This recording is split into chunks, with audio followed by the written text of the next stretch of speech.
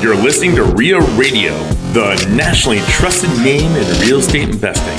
We dig deep to discover investors' why in real estate.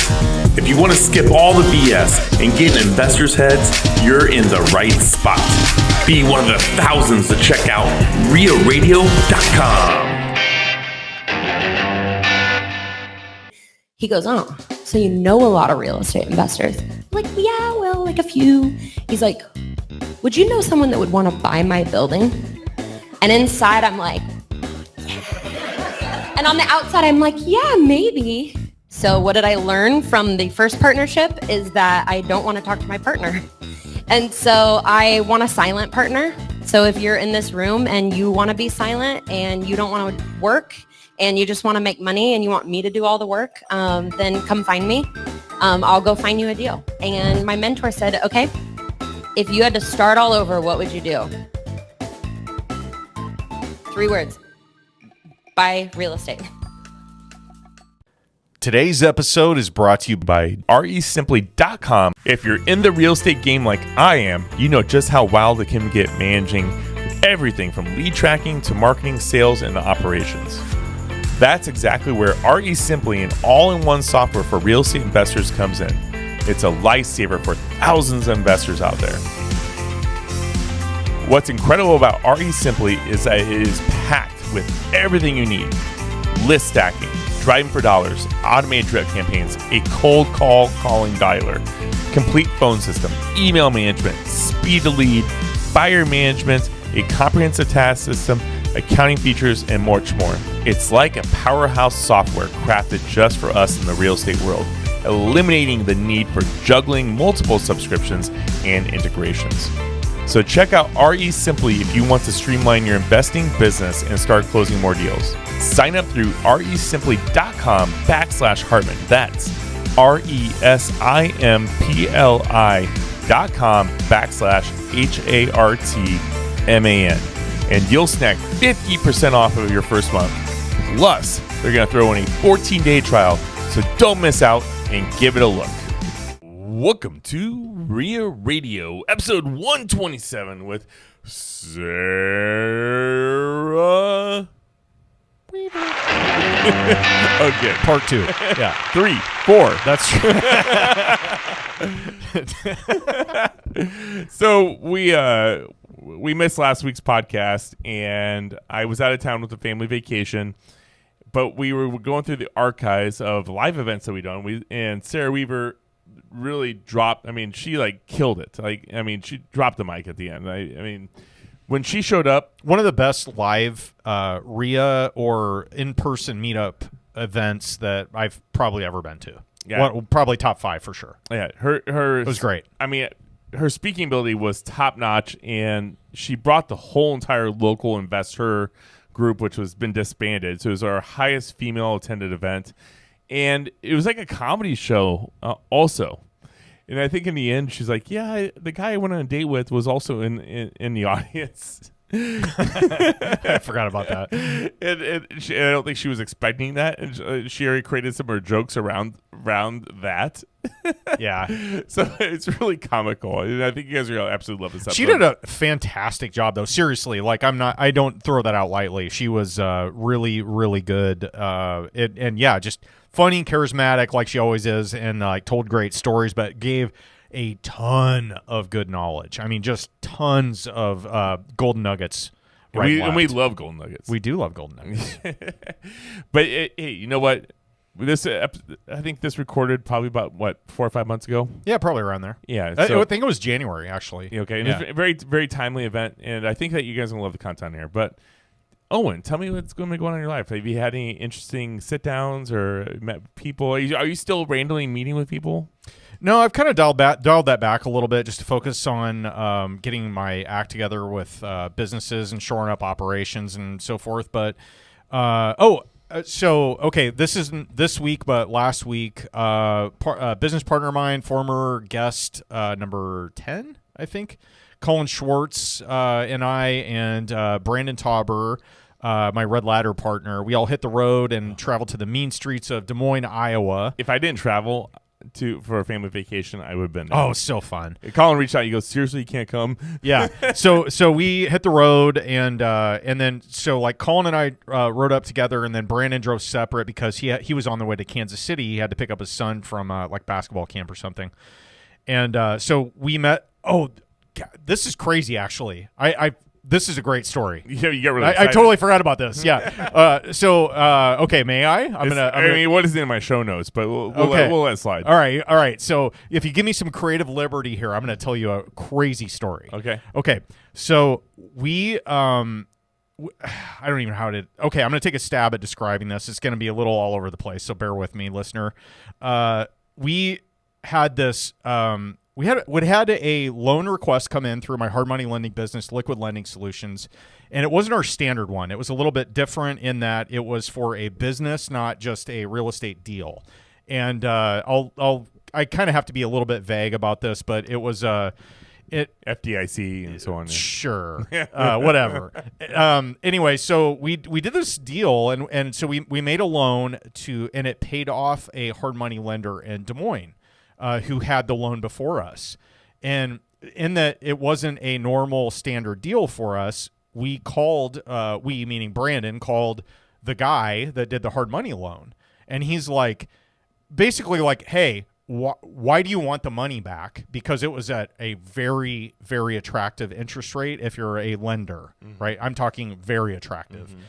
And Brandon, we were just doing due diligence on this guy, like researching him and whatever. And Brandon's like, why do you want this loan back? Because he's like, I need that loan paid back and this and that. And we're like, well, that's kind of a red flag for us. Like, why does the lender want the money back and not performing, blah, blah, blah. So he explained that he this is crazy. So he is a hard money lender occasionally, but his real business is buying tax liens or tax sales at auction. So once a year they have basically, okay, I'm going to take a stab at explaining this. So a tax lien or a tax sale occurs when a property has delinquent property taxes. So let's say I owe $5,000 in back property taxes because whatever, I'm into, all kinds of bad stuff or whatever, just life happens. Yeah. And so I owe $5,000. I don't make my property tax payment when it's due, 2 times a year. And so I owe this back tax money. And every single state in the country has a different interest rate that they charge and a different way that they handle basically dispositioning these past due taxes. In the state of Iowa, it is the highest in the country. And what happens at these during these times is, so if I'm behind $5,000, let's say it's the property taxes are due. Ted, you could come along and buy my $5,000 delinquent lien from the county. And so you come in and say, okay, I'm going to pay $5,000. I now own the tax lien on Owen's property. And you will make from that day forward 24% interest on that amount, that $5,000. So you're going to make 24% interest on that money, right? And you're going to make that as long as I am behind on those taxes and I don't pay them off. At the end of 3 years, if there are still delinquent taxes on that property, you can foreclose on it. Yeah. And you will then own the property for basically $5,000 minus whatever interest you've collected over that amount of time. And what happens... Talk about long game. Yeah. So, now picture this, though. There are thousands and thousands of these delinquent taxes. And so what happens at these once a year is the county will come in and auction, excuse me, it's not an auction, it's a lottery system. So they're going to give, so like let's say there's 500 people or 500 businesses that want the opportunity to buy this tax lien. They will then enter their LLC in a lottery. And they, whatever, I haven't been there, but I don't know if they spin a proverbial wheel and whatever letter or whatever number comes out of that, that's the winner. Okay, so that's a lottery system, meaning you're not going to get a shot at everything. You may very well want to buy something and you just can't because your number didn't get picked. Yeah. What this guy did is over the last about 7 or 8 years, and now, okay, I'm probably going to get a lot of questions about this, and I don't have all the answers, but He told me that he was opening one LLC every day for the last 5 or 7 or whatever years. What a tax So nightmare. he had over 2,000 individual LLCs for the purpose of entering them into the lottery. So he was getting 75% of all tax liens in Iowa. He was the winner on that lottery. So he amassed a huge line of credit and a lot of money and has accumulated that over time. And he's making 24% interest. Plus, by the way, he gets a bonus little kicker every time he acquires a property that it's a foreclosure, right? So he can actually get the property and he can make like a lot of money on that. Now, granted, some of these you don't want. Some of them are like a little tiny strip of land next to an industrial, nuclear waste dump or whatever. Some of them you don't want, and you can evidently reject those. Again, I don't have all the info on this. So we go to Des Moines and meet with this dude, and he's just like really interesting. And the crazy thing is he is a one-man shop. Does not have partners. He's done all this alone. He's probably my age-ish. And just as smart as hell. I mean, it was so fascinating talking to him. So we just like really hit it off with the guy. And so my today's golden nugget. And this golden nugget is brought to you by JM Real Estate Capital. Hi, it's Rob, JM Real Estate Capital. We're the money guys that you need to know for all your real estate investments. Talk to us. We can do what your local bank can't or won't do. We don't have millions, we have trillions with a T to lend. 844-WE-CLOSE or go online, jmrecapital.com. That's jmrecapital.com. JM Real Estate Capital, smart solutions for the real estate investor. Check out tax liens. There's a book that was written a long time ago called The 16% Solution, and it's all about tax sales, tax liens, and basically how they work, kind of the mechanics of it. You can get familiar with it. There's a lot of research online you can do as well, but every state is a little different in how they handle these. Like Nebraska is 14%, Iowa 24%. Some states, they don't have a lottery system. It's an auction system, and you basically bid it down until the yield is 3% or 5% or whatever, right? It's crazy. It's a whole different world that never really gets talked about. I would love to get this guy on the podcast. Crazy story. Well, let's make a point to that. And so, then, are you going to do this? Am I going to do what? Tax liens. No. Why I'm not? going to make loans. No, like it's really, I went down that rabbit hole for a couple of years, studied a lot about them. I know quite a bit, but I don't know. I just know enough to be dangerous. I don't want to do that. I'm good. I don't need to chase that shiny object. He's doing that. I got hard money. I'm doing just fine. So we make almost as much in hard money as he does in tax liens, so it's all good. I'll stick with my knitting. Maybe you can... First shiny object I haven't chased in a while. Hey, congratulations. Thanks, baby steps. It's like rehab. Yeah. As you're taking a drink of your old fashioned. That was good timing. Well, guys, I think that you're about to jump into a podcast that you're going to absolutely love with Sarah Weaver. And, prepare to laugh a lot for this. And give us your feedback. Give us a 5-star review. We'd love to get that. And, Owen, anything else you want to add? Nope. Just 4th of July is coming up. Stay safe out there. Have a lot of fun. Go on a family vacation if you haven't already booked it, because those things are important. Yeah, love that. Well, here is Sarah Weaver. This is my introduction to Sarah. I was listening to the Bigger Pockets episode, and I must say I was completely blown away on her insights and expertise. I actually re-listened to it today. I was so blown away by her, just so you know.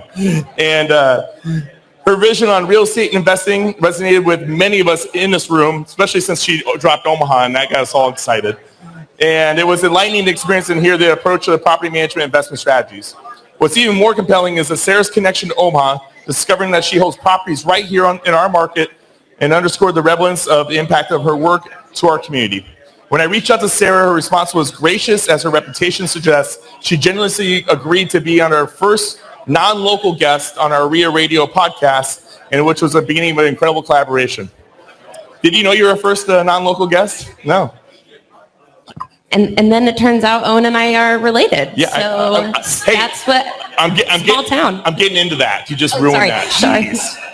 Jeez. During the interview, we uncovered the delightful surprise that Sarah's roots trace back to Iowa, making her not just a regional expert, but also part of an extended family of our own co-host, Owen Dashner. The connection was only deepened in the bond that we share with her. Since then, we've had the privilege of meeting Sarah on several occasions, and each time we've been more impressed with her growth, her dedication, and her craft, and her unwavering commitment to education of others. Sarah's voice is now heard all over the globe. She speaks internationally and coaches real estate professionals with various corners of the world. Tonight, Owen and I stand here. Owen's over there, but I'm standing here. So, hey, Owen, you can't hear anything. By the way, you're buying shots for everybody, Owen. I don't know if you heard me say it earlier. So, tonight, Owen and I stand here just as hosts, but as friends, and for Owen and his family to introduce you to a woman who embodies the spirit of venture and drives for success and a heart of genuine mentorship. Ladies and gentlemen, without further ado, please get your hands together and give a loud, warm welcome to Sarah Weaver.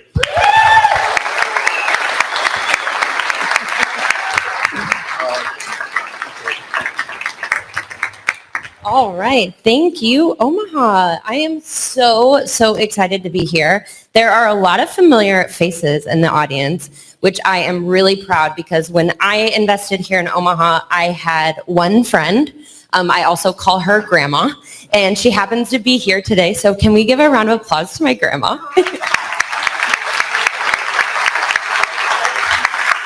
And a very dear friend of mine, Sadie, I had her high school son at my unit today putting together furniture at the direction of Grandma while I taught via Zoom. And so I'm truly running an empire. It just happened to be from an Airbnb bathroom today. So thank you, Sadie, for letting me borrow your son. I really appreciate it. So I am so excited to be here because the properties that I bought in Omaha really did change my life. And I know a lot of people probably stand up on podcasts or on stages and say things like, it changed my life. But it really did, because my hunch is that some of you would like to have a little bit more money. Can I get a yes? Okay. Who would like a little bit more time? Who would like a little bit more freedom?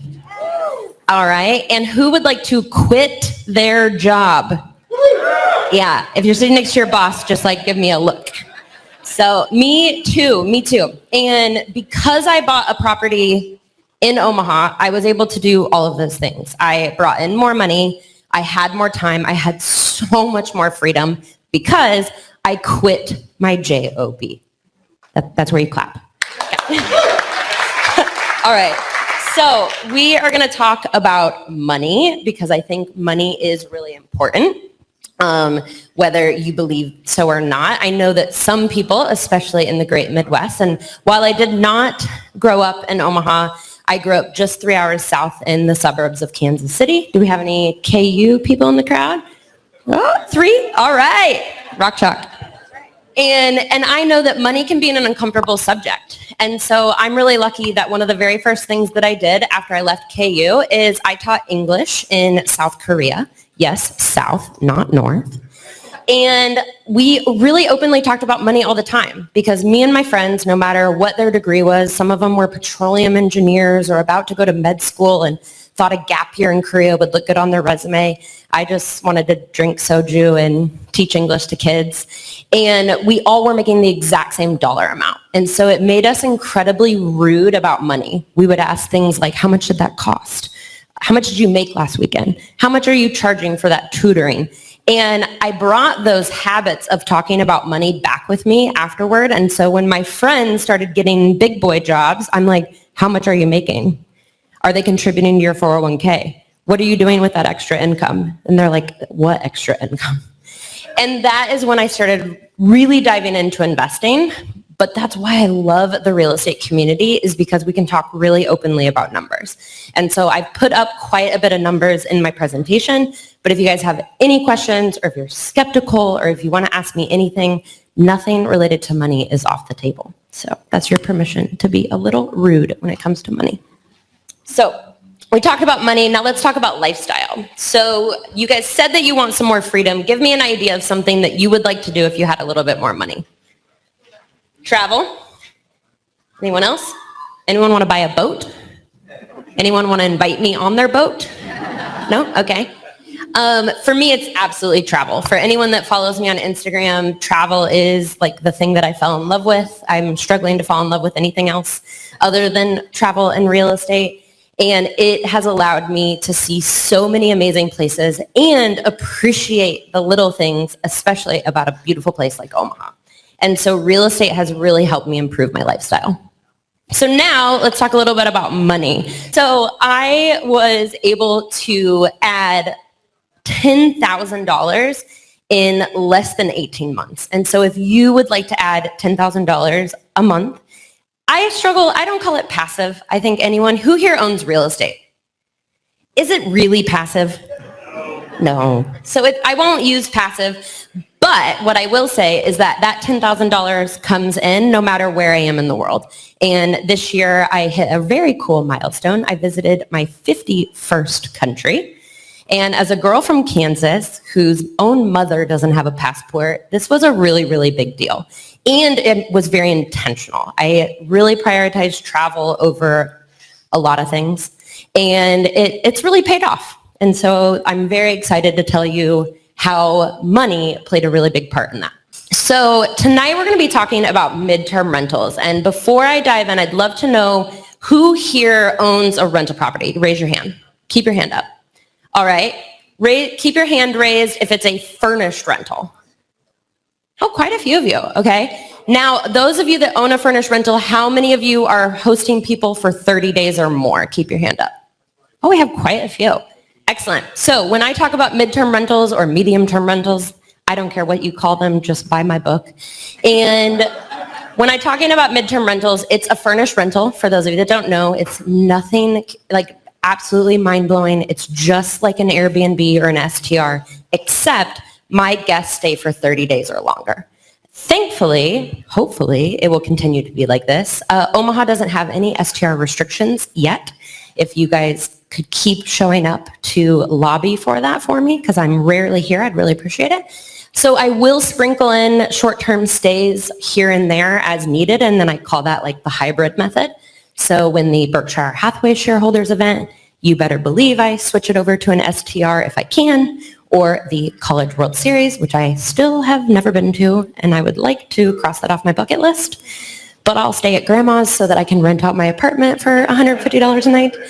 And so I do kind of play with the hybrid model, but when I talk about MTRs, that's all I mean, is that it's a furnished rental and I rent it for more than 30 days. Man, I love that there's a slide that says, let's talk about me. So I'll keep this brief because some of you graciously came up to me and said that you follow me on Instagram. Thank you, Trevor and Rachel. I appreciate that. But for those of you that don't, I am Sarah Weaver. I'm a real estate investor. I'm a coach. I own and operate 3 companies, which I'll talk a little bit about in this presentation. So somewhat of a serial entrepreneur. But really, I'm just a girl from Kansas who is just putting one step in front of the other and trying to figure all this out. So as I mentioned, I have traveled to 50 countries on 6 continents, and I am going to my 7th continent in February with real estate investors. And if you are crazy enough and you want to come, I have 2 spots left. One of them does have to be a male, but there's a lot of men in this room, so I don't think that should be a problem. So if you would like to come to Antarctica and hang out with real estate investors as a business expense, come see me afterwards. And I have worked remotely for 8 years. So way before COVID, I worked remotely. And so a lot of my travels, my ability to visit 50 countries came from the ability to work for an American company from anywhere in the world. Give me a show of hands who here can work remotely. All right, a little less than I assumed, but I think that the ability to work remotely led into some of my troubles as well as my ability to travel, and I'll talk a little bit more about that. And then I own 19 rentals in 4 states here, the great state of Nebraska. I also own in Iowa, in Des Moines and Urbandale, Iowa, as well as Kansas City, both on the Kansas side and the Missouri side. Do we have anyone else that owns in any of these states other than Nebraska? Where do you guys own? Iowa? Iowa, Missouri? Excellent. Anyone own anything in Kansas? What about you? No, not yet. All right, not yet. Well, we can fix that. So I picked up properties in these places for quite a few reasons, and I'll explain in the presentation. But the most important thing is that I manage all of them from afar. And so I know that you're sitting here in this room, so you likely live here or nearby. But I am telling you, if you wanted to pack up and leave or go on a 3-month vacation, because I heard someone at this table likes to travel, you can do that and you can manage your properties. I've been managing all of my properties from afar. A couple of them I've actually never even been inside. And then my businesses, they fit my lifestyle. So I woke up one day and I just said, I don't really want a job. And then I realized I wasn't going to quit either, because I'm actually quite sensible when it comes to money. I may jump out of airplanes and do crazy things like that. I don't know why the photo's not loading, but that's supposed to be a picture of me skydiving. And while I live my life a little bit risky when it comes to travel, and I'm online dating, so also risky. But if you are anything like me, you probably think really long and hard before you invest in real estate, and as do I. And so I made sure that I hit my magic number, what I called my FI number, my financially independent number, before I quit that job. So I might be brave in some ways, but when it came to quitting my job, I was a little bit chicken shit. So thankfully, it worked out. So what we're going to cover today is my motto, and while it might not apply to all of you, I think you guys will appreciate it. We're also going to talk about the action steps that I took, and that really is my hope for you. I hope that I make you laugh. I hope that I make you think, but more importantly, I hope I encourage you to take some action.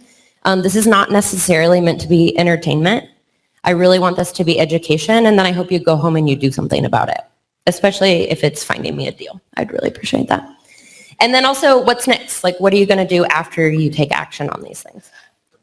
So my motto is live where you want and invest where the numbers make sense. So I obviously think wonderful things about Omaha, and you can continue to live here. But if you also want to buy a house in Arizona or in Mexico and spend half the year there, I hope that by the end of this presentation, you can see how you can do both. All right. So the first thing that I did is that I created deal flow no matter where I was. And I think that this is really important. Actually, it was really fun. Rachel stopped me at the bar when I walked in. And by the way, there is a bar here. If anyone would like to pick me up a drink, I would appreciate that. And Rachel stopped me and I said, is there anything that I can make sure that I cover in my presentation? And she said, no, I just read your book. I don't think I have any questions. Well, but wait, you don't happen to have a deal, do you? And I said, you know what? I mean, it would be better if I had a deal, but I didn't, and I don't. But what instead, I'm going to teach you how to create your deal criteria in a way that deals will come to you more naturally because you're actually asking for what you want. And so that's exactly what I did. So I created deals from anywhere. So during the pandemic, I was living in Bali, Indonesia, as you do as a digital nomad. For anyone that thinks that that's really cool, it's actually very, very basic. It's like where all the digital nomads go. You're like sitting next to someone, they're like, I'm a life coach. I'm like, and you're 20? What are you teaching? Oh, how to become a life coach. So you're like, oh, okay, pyramid, got it. So I moved to Bali thinking that that's what I should do. And I was in Malaysia having a girls' weekend when the president of the United States closed the borders. I'm sure for some of you that was a week that a lot of you remember, and I remember it specifically because I had a backpack and my suitcases were still in Bali, but my gut was telling me that I don't think you should get on the plane. I think you should go somewhere else. And no offense to my own lovely country, but I didn't think going back to the US was the right idea. So I wrote in my journal, best countries to be trapped in during a pandemic. And number 1, Australia. Number 2, any guesses? New Zealand. And number 3, Singapore, because I was in Malaysia. I was like, I can hop on a bus. I'll be in Singapore. It'll be expensive, but the food will be great. So I applied for a visitor visa to all 3 countries, and within 12 hours, I was on a plane to New Zealand, and I had a plan. I was like, I'm going to move to New Zealand. Again, I still had a job, was working for an American company. I was on the flight from Kuala Lumpur to Singapore when I realized I have not told my mother or my boss this new plan of mine of moving to New Zealand. And I think it's an 11-hour flight, so I better hop on Wi-Fi in Singapore and let everyone know. And that's exactly what I did. I flew to New Zealand. While I was in line for TSA, I opened Facebook Marketplace and I started looking at vans, because that's what you do when you're a backpacker in New Zealand. You buy a van. Do we have any van lifers in the audience? Any RVers? Nice. Yeah, RV is a little more sensible than a van, to be honest. But I was on a low budget. I only owned 2 rentals at this point in the story. So I bought this really shitty but really amazing van for $5,000 US, which I sold for $4,927. 15 months later, so always an investor. And I bought this van, and this was my Instagram. I looked amazing. My photos looked amazing. All of you were navigating, believing or not believing in COVID and what that did to your life. And meanwhile, I was just living my best life in New Zealand. But the reality is that I cried myself to sleep, not because I was lonely or navigating online dating in a different country, but because I was writing so many offers. I was writing about 2 to 3 offers a week in about 9 different markets, Omaha included, and I wasn't getting any accepted offers. Anyone else experience that in real estate? Yeah? Can I hear you? Anyone else? Yeah. How does that feel when that happens? It sucks. It just really, really sucks. So while I was living my best life, I was also really, really frustrated because I joined a mastermind, which is what I thought you were supposed to do, and all the people around me were getting their offers accepted except for me. And I was like, this is just terrible. And then finally, my mentor sat me down, and if you don't have a mentor, I highly recommend it. It's like investing in yourself and taking the elevator to the penthouse instead of the stairs. And my mentor told me, well, you're a effing idiot. And I was like, okay, you got my attention. And she said, you are looking in too many markets. Anyone listening? How many markets was I writing offers in? 9. That was about 8 too many. And so she sat me down and she said, you need to pick one strategy and one market and get really, really clear, because you're talking to agents, which I think is what you should do, and it's what all of you should do, but they're not taking you seriously because you're being wishy-washy, because you're getting a deal over here, but then you're like, yeah, but maybe this agent over here is also going to send me a deal. And you can't really settle down if you keep playing the field. And so she told me one market, one strategy. And so I didn't say this out loud because she also happened to be my boss, but I said, okay, I'm going to house hack one more time because then I'm going to quit my job. And I think I'm going to house hack in Omaha. And then I was like, rephrase, I am going to house hack in Omaha, Nebraska. That is what I'm going to do. And so from this van, I posted these beautiful photos, made everyone jealous. And then I sent this text message to a real estate agent who I really wish was here tonight. His name is Chris Benson, if any of you know him. And I met Chris on a Facebook group. This could have been you if you were a real estate agent. But it happened to be Chris Benson that I built a relationship with via Facebook from New Zealand. And I sent him this text. And this is an actual screenshot from my Google Voice. So it says, hi, Chris. I got distracted the past 2 months and realized that was a mistake. I'm also a little dramatic. I am 100% committed to buying in Omaha. I want a value add 2 to 4 unit property with $250 of cash flow per month per door. I'm open to up to $15,000 of reno if the numbers make sense. I want Omaha. And then I put a smiley face to let them know I'm still friendly. Price under $200,000 if 2 unit and up to $400,000 if 4 unit. I have a lender. I'm pre-approved and ready. I have access to hard money if I need to position myself for a quick 2-week close, but would much prefer conventional financing. Do we have any agents in the room? Have you ever received a text like this? From him? Agent, have you guys received a text like this? Do you receive texts like this very often? No. So investors, these are the types of text messages that you should be sending your agents. Rachel, you need to get really specific about what you're looking for, because looking for a deal, get in line. We're all looking for a deal. Actually, we're all looking for a good deal. But what's a good deal to me and what's a good deal to Wyatt are 2 totally different things. So tell your agent exactly what you're looking for, and if they are worth their weight, they will go find it. Could I be more specific? Absolutely. But see the timestamp on that? That was March 18th, 2021. And I've learned a thing or two since then, but this was good enough. So any guesses on what Chris Benson did? Yeah. He texted me 4 days later, I have a fourplex for you. And if I had known that I would show this text to now thousands of people, tens of thousands of people, I probably would have responded a little bit more professionally, but there it is. I said, Yahoo, let's see it. And he sent me that photo, and he emailed me the purchase price, the current rent, the market rent, the estimated renovation costs, the estimated insurance, property taxes.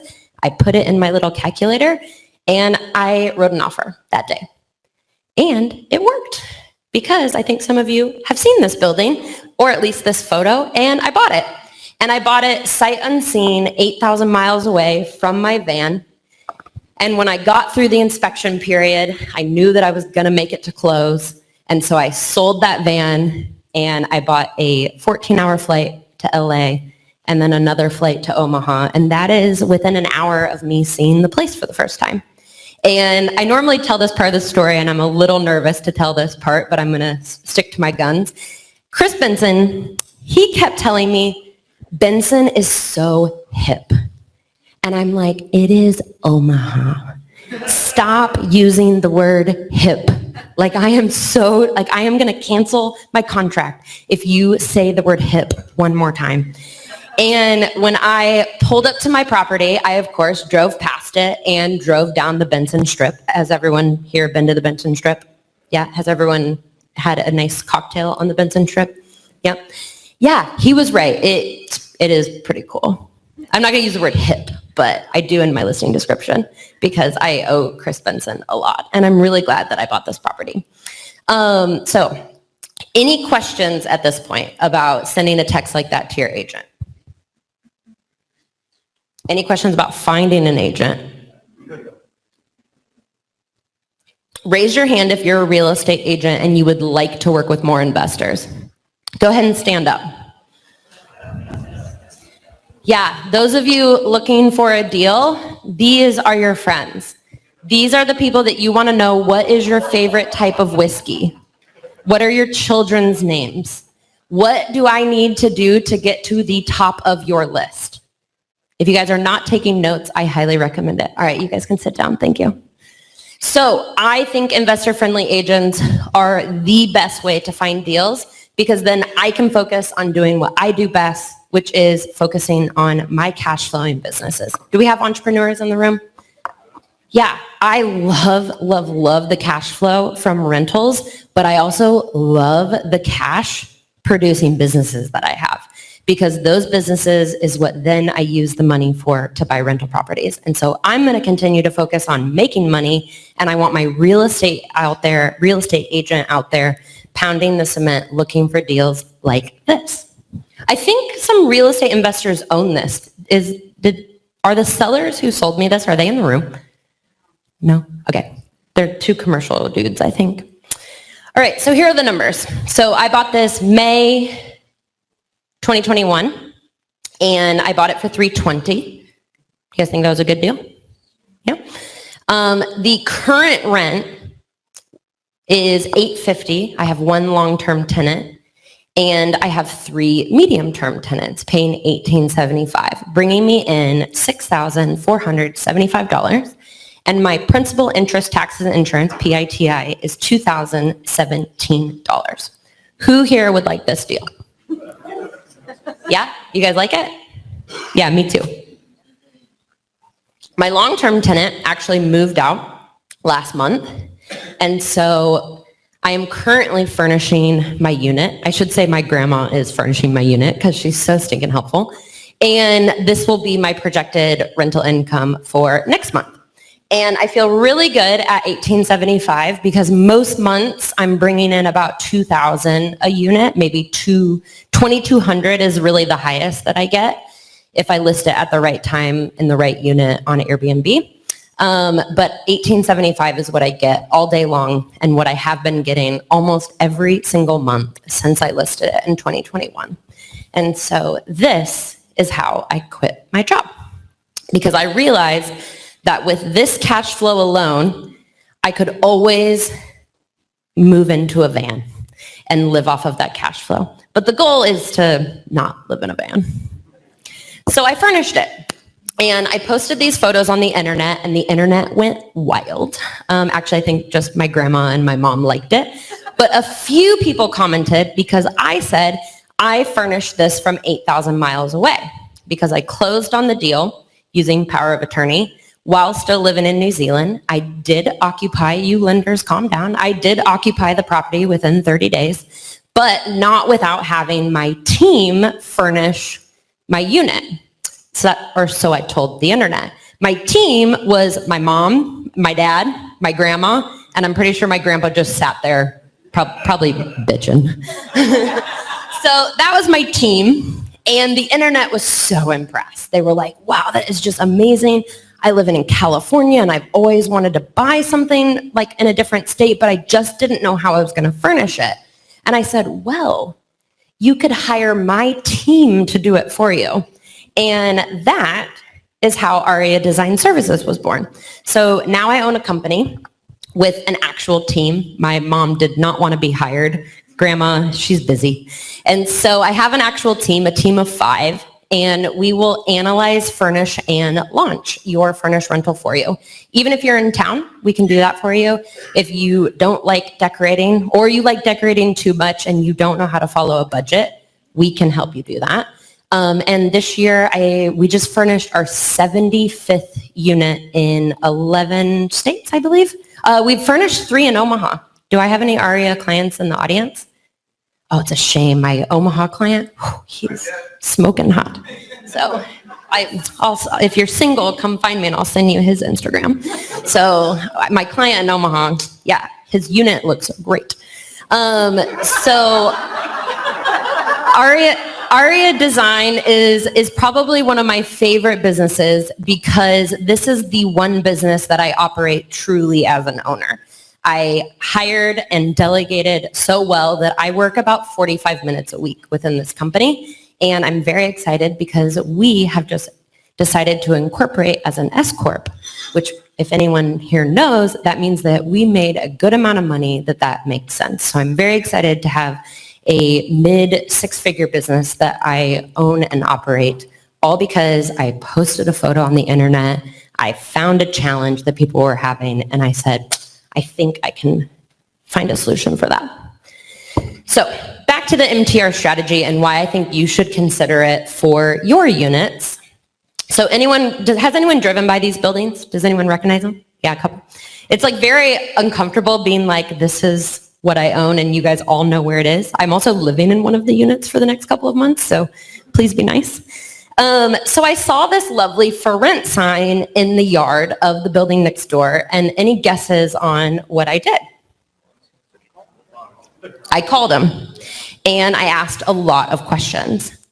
A lot of the questions I already knew the answer, because you better believe I looked him up on Facebook, I looked him up on LinkedIn, and I looked up his tax record. Sadie probably helped me look up some county assessor information.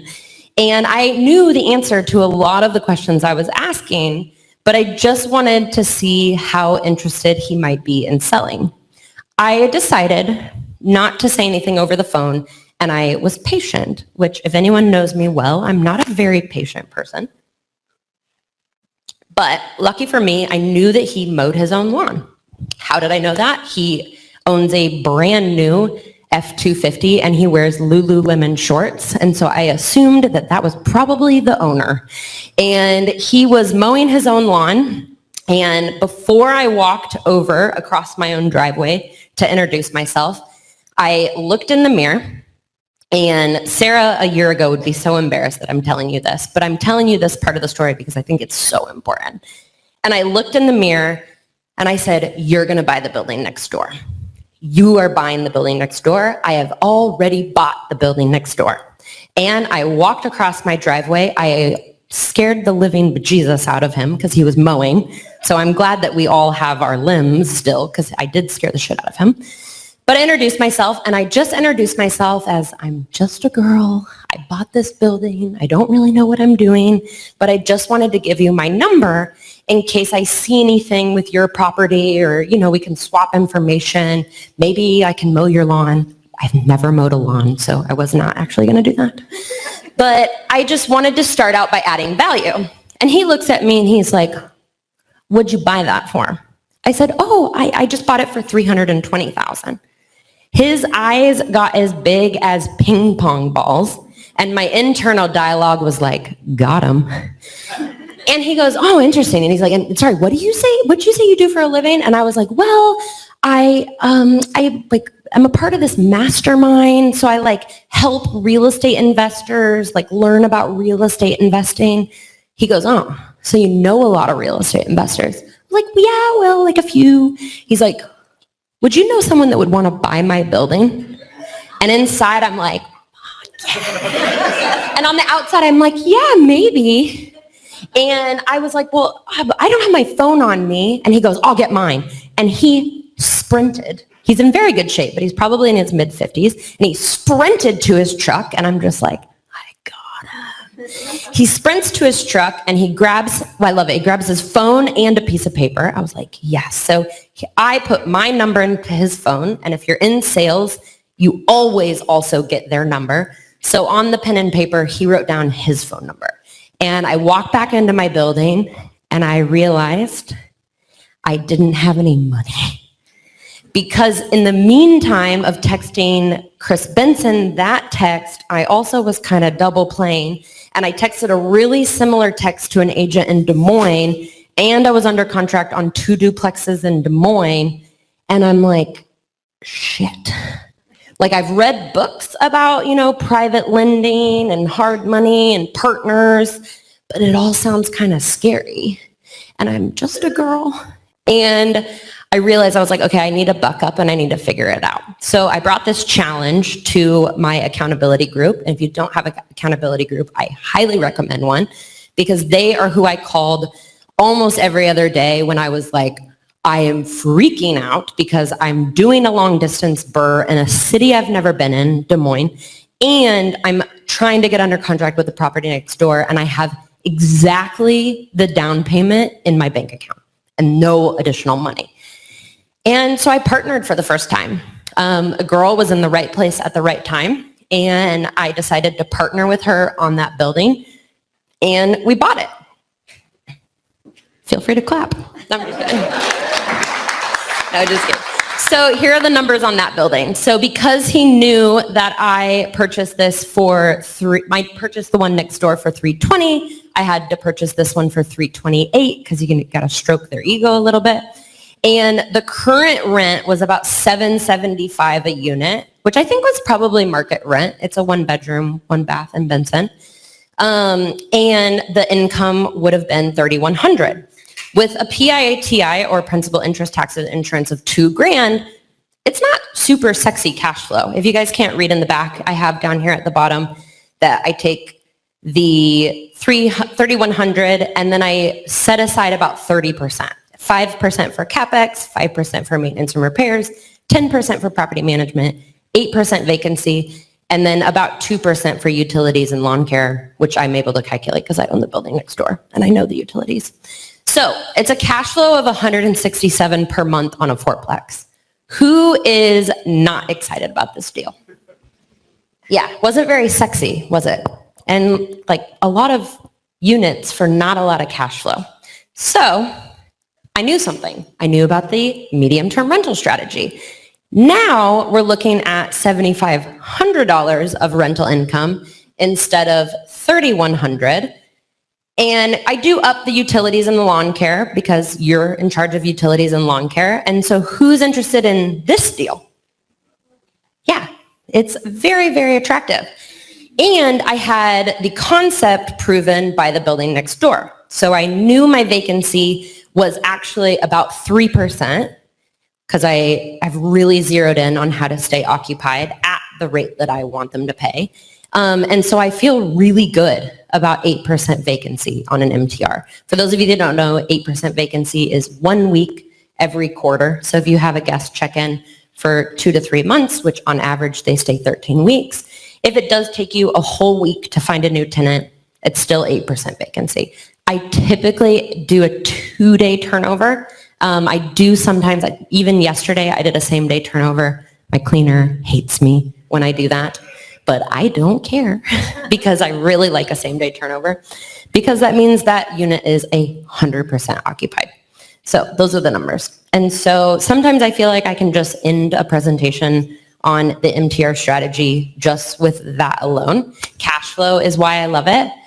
But I also love it for the flexibility. I mentioned earlier that I do often switch it over to a short-term rental, especially at those times I mentioned, like the College World Series, the Berkshire Hathaway shareholder event, and really just some of the summer months. If I can strategically have a travel nurse or an MTR guest stay in the unit and then leave about springtime, that's when I start doing short-term stays.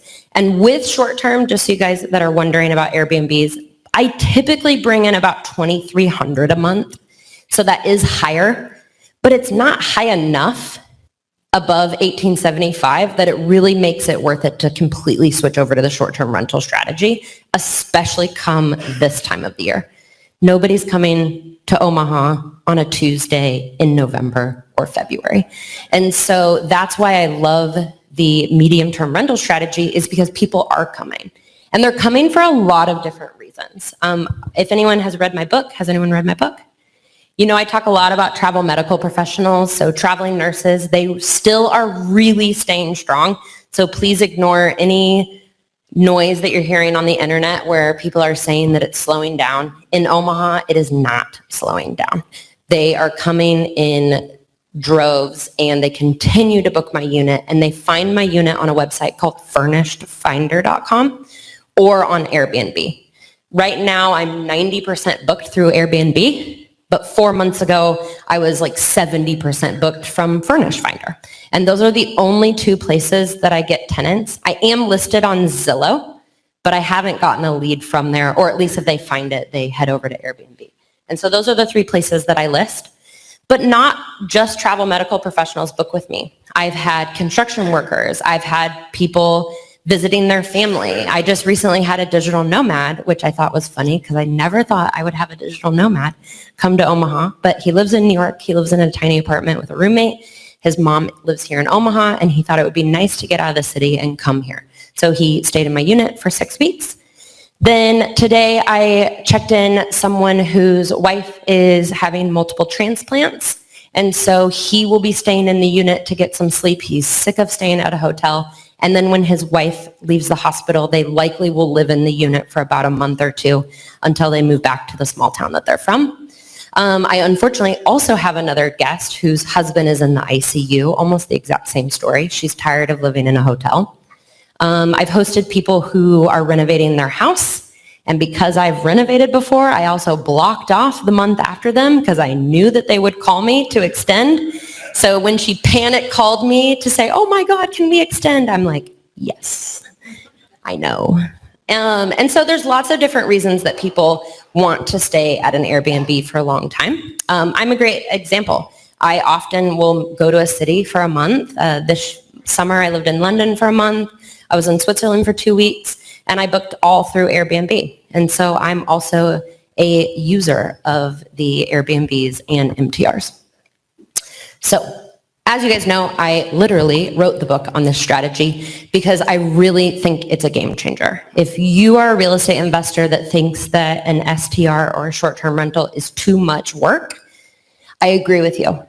I hate a 2-night or a 3-night stay because it's all of the questions. How do I use the toaster? How am I such a moron that I can book on Airbnb, but I don't know how to use a Keurig? And all of these things.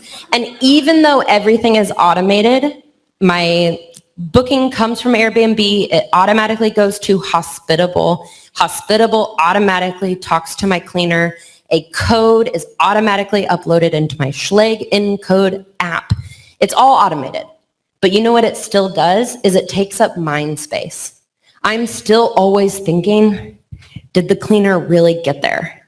Okay, I can see on the Schlag encode that she got there, but is she gonna text me that there's a problem?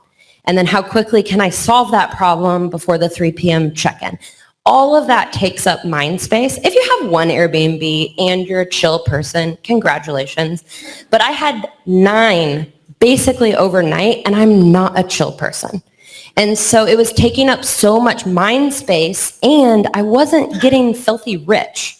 Like my friends who own Airbnbs in LA and Joshua Tree and maybe the Smoky Mountains, their nightly stays are, $700. Mine is $74. I was like, this is not worth it. And so that is why I love the medium-term rental strategy. Not only is the income 2 to 2.25 more than long-term rent, but it's about 90% less stressful than an Airbnb. Because one, a lot of the tenants are what I consider like professional MTR guests. So they know the drill. This is probably their 4th nursing assignment or their 50th Airbnb that they've stayed in. And so they know how to work a Keurig. They know how to troubleshoot a Wi-Fi box. You unplug it and you plug it back in. And they know that I don't want to talk to them just as much as they don't want to talk to me. And so I love the type of guest that stays in my unit, and my units are really cute. And so they're so relieved to not be in what looks like, oh man, I normally say granny suite, but my grandma's here, so that feels really rude. But it's the other MTR competitors, they're not decorating their units very nice. Omaha has really turned up the competition, though. There are some stunning Airbnbs. So if those are your guys's, congratulations, they are beautiful. It was not like that 3 years ago. And so the space is getting more crowded. Hopefully they read my book, and that's why they're doing it. But if you operate your furnished rental as a professional, which I know a lot of you will do, it's not that stressful, and the income is fantastic. I'm going to pause here for any questions about MTRs. Hi. Okay, so it sounds like with nurses, are they typically booking well in advance, or are they booking to stay like that week? Yeah, great question. On average, they're booking 3 weeks out. So that not chill version of myself hates that. Like I look at my calendar and I'm like, I'm vacant. But yesterday I had that same day turnover. That guest booked 2 days before. I have someone book for the 6th, so tomorrow, and he's going to stay 84 days. And so I don't like that they do it last minute, but I can't control that. But some of them do. And then it's funny, when I tried to build relationships with recruiters, which I know some of you probably have tried that as well. So the recruiters are the ones that place the nurses, and sometimes they help with housing. I built these relationships with recruiters because, believe it or not, I love talking to people. And I built these relationships, but they wanted to book so far in advance, and I didn't want to leave a gap. And so the recruiters, while we're on good terms, we don't typically see eye to eye, or we can't find anyone. Or I'm just fully booked and they're calling me, hey, I have a last minute. I'm like, I'm booked. But that is another way that you can find guests is working with recruiters. Yeah. Any other questions? Yeah, great question. So the question is... Can you repeat that so online they can hear it? So the question was, do you sync your Airbnb and your Furnish Finder? I wish. Furnish Finder is not a user-friendly platform. I know the CEO very well. The director of marketing and I were just talking yesterday. They know. They went from being a very small idea to being Airbnb overnight with about 70 employees. And so they know that they're not user-friendly, and they are really working on it. And so my solution is I connect through Hospitable. So Airbnb communicates with Hospitable. And then there's a button that says add new booking. So this is not automated. When I have a Furnish Finder booking, those of you that don't know, Furnish Finder is not an OTA, not an online travel agency. So they just get leads. It's kind of like a Craigslist for people that want these types of stays. The reason someone would want to go through Furnish Finder versus Airbnb is it saves them a lot of money. So for example, someone staying in my unit, while I'm only getting $1,900, he's paying $2,400. And that money, that gap, that difference is going to Airbnb. So I don't mind because I'm still getting the net that I want.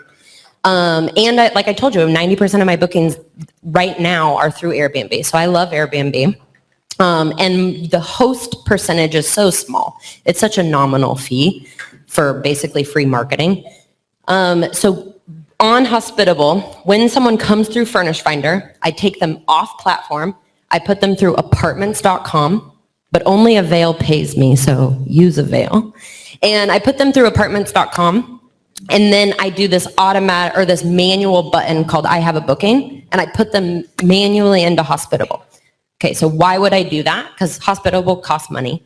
The reason that I do that is that my cleaner gets an automated message and an automated calendar invite, an automated reminder, and the Schleg encode lock communicates with Hospitable and automatically makes their door code only work the day of check-in at 3 p.m. So if they're in my driveway, yesterday, Linda was trying to get in early. Well, it doesn't work. The code doesn't work until 3 p.m. And then on the day of checkout, the code is no longer working after that, 10 or 11 a.m. checkout. And it's usually the last 4 numbers of their phone number, which makes them feel very cool. And so I love Hospitable. I could talk all day about it. I think it's fantastic. So that's my workaround. And they know, Furnish Finder knows that we would like a better solution. Hospitable knows that we want them to communicate with Furnish Finder, and they keep saying we're working on it. So I don't know, maybe 2025. Yeah, good question. Any other questions? Are all of your units pretty small, like 1 or 2 bedroom, or do you have any larger 4 or 5 bedroom? Great question. So at this time, all of my units in Omaha are 1 bedroom, 1 bath in those 2 fourplexes.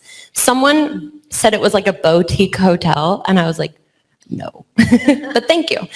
So they're all 1 bedroom, 1 bath. My units in Des Moines that are furnished, they are 2 bedroom, 1 bath. So I know my avatar. My avatar is the travel medical professional, someone looking for temporary housing. Last month, I hosted someone who had just moved to Omaha and is trying to buy a house. If I was a real estate agent in Omaha, those are the types of tenants I would want, because then you should be getting the commission when you find that person their home. So if you're an agent, please invest. So my solution for people who want to buy bigger houses is something called ALE Solutions and Corporate Housing by Owner. These are where I would list my house if I owned larger rentals, and I do think it's a great idea. My very first house I bought in Prairie Village, Kansas, a name so cute it feels like it's made up, and it's a 4 bedroom, 2 bath, and when my long-term tenant moves out next year, I will be turning that into an MTR, and my target audience for these larger MTRs will be what's called displaced insurance policies.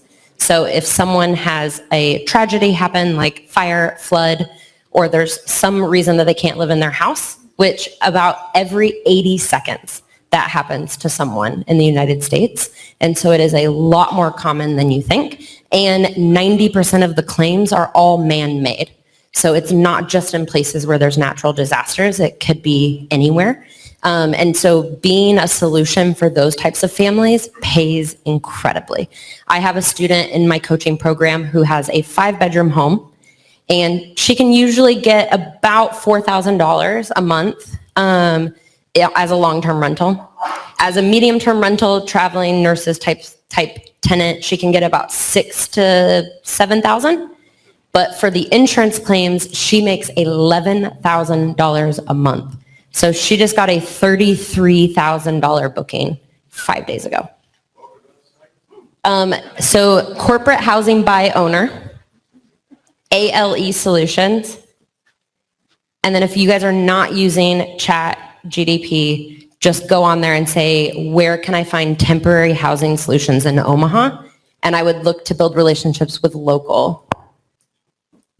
And I've tried with my smaller units to do that, and it just doesn't quite work as well. Also, I'm thankful I'm fully booked.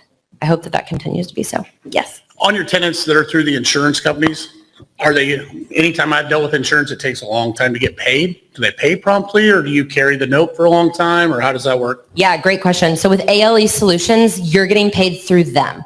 And so just like Airbnb, you're getting that full first month's payment on day of check-in, and then you're getting paid every 30 days. Yeah, great question. There we go. I've been hearing a lot more about the nurse market changing, where there's not as many traveling nurses, and that's going to continue going downward. I personally transitioned out of short-term rental almost completely now into midterm, and I found a lot of luck with traveling construction workers, traveling electricians. That is pretty much filled up every one of my units right now. And I kind of joke that they're gone every weekend. It's usually a 50 to 60-year-old male. But all your throw rugs will be ruined because they never take off their boots. Have you started going down that path, or is there other trades that you've seen besides the nurses that you'd recommend that people look into? Yeah, absolutely. So in Des Moines, I'm almost predominantly the types of trades that you're talking about. And what I love is that my cleaner goes in and she says, I don't even think they use the kitchen. Like, it doesn't even look like someone lived here. And so that's what I love about really any MTR guest, is that the house is barely lived in. So it's really not as much wear and tear on the property as I assumed it would be. As for your first question about the traveling nurses going down, is we're having a huge problem in the United States with burnout with the medical professionals. 75% of medical professionals, including doctors, surgeons, and nurses, do not see themselves in the industry in 2 years. This is a huge problem. Like, we have a huge aging population. Everyone's getting sicker. And this is going to be a huge issue. And so because of these vacancies at the hospitals, we will continue to see travel medical professionals. Has the demand gone down in some places? Absolutely. But here in Omaha, it's stayed really strong.